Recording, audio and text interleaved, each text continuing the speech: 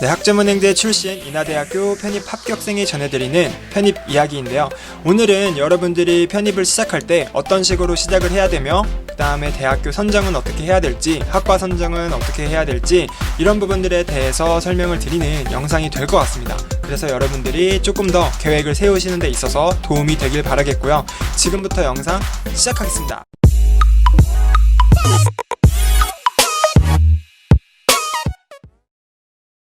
네, 우선 편입이라는 제도에 대해서 먼저 짚고 넘어갈 건데요. 편입이란 4년제 대학교에 3학년으로 이제 편입을 한다라고 했을 때 학적을 옮기는 제도라고 보시면 되는 건데요. 그러니까 쉽게 말해서 내가 2학년까지 내 대학교에 다니다가 그 다음에 타 대학교에 3학년으로 전학을 가는 느낌이라고 보시면 되는 것이죠.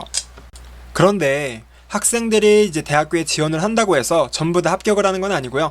대학교마다 정해진 그런 전형들이 존재를 해요. 그래서 그 전형을 통과한 학생들만 합격을 할 수 있게 되는 것이죠. 네, 일반적으로 수시나 아니면 수능을 통해서 대학교에 들어가려고 하지, 편입?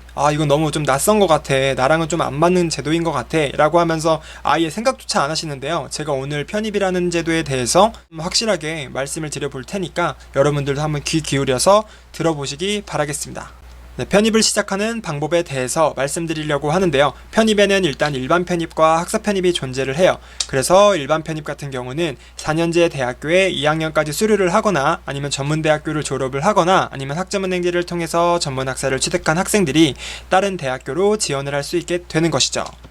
학사 편입 같은 경우에는 4년제 대학교에 4학년까지 마친 사람 또는 학점은행제를 통해서 학사학위를 취득한 사람의 경우에 이제 대학교 편입을 지원할 수 있는 게 그게 바로 학사 편입이라고 할 수 있고요. 그런데 사실 일반 편입이냐 학사 편입이냐는 사실 여러분들이 많이 들어봤을 거예요. 근데 영상의 포인트는 지금부터 나갈 거예요. 제가 아까 그랬죠. 대학교마다 전형이 다르다. 근데 이 대학교마다 전형이 다른 거를 크게 나누자면은 사립대와 국립대로 나눠지게 되는데요. 보통 사립대의 경우에는 편입 영어 또는 편입 수학을 보게 되는데 이 편입 영어 수학이라는 게 도대체 뭐냐면은 그 대학교의 교수님이 직접 출제한 문제예요. 그러니까 시중에 나와 있지 않은 문제겠죠. 그래서 대학교마다 이 문제 비중은 좀 다른데요. 어떤 대학교는 독해형 대학이 있고 어떤 대학교는 문법형 대학, 어떤 대학교는 어휘형 대학 이래서 문제 비중이 조금씩 차이가 나는 거를 볼 수 있을 겁니다. 네, 사립대와는 반대로 국립대는 일반적으로 공인영어를 보는데요. 공인영어의 종류로는 토익이나 아니면 탭스, 토플 등이 일반적이고요. 추가적으로 국립대는 면접이 동반된다는 점도 기억해 주시면 좋겠습니다.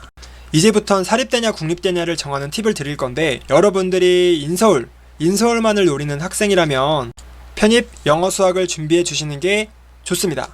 네, 인서울 학교 중에서 공인영어를 준비해서 지원해 볼 수 있는 대학교가 연세대, 고려대, 시립대, 동국대, 경희대 이 정도밖에 없어요. 사실은 그 이외에는 대부분 편입 영어 수학이라고 보시면 되기 때문에 여러분들이 인서울을 희망하실 때는 편입 영어 수학을 준비하시는 게 좋습니다.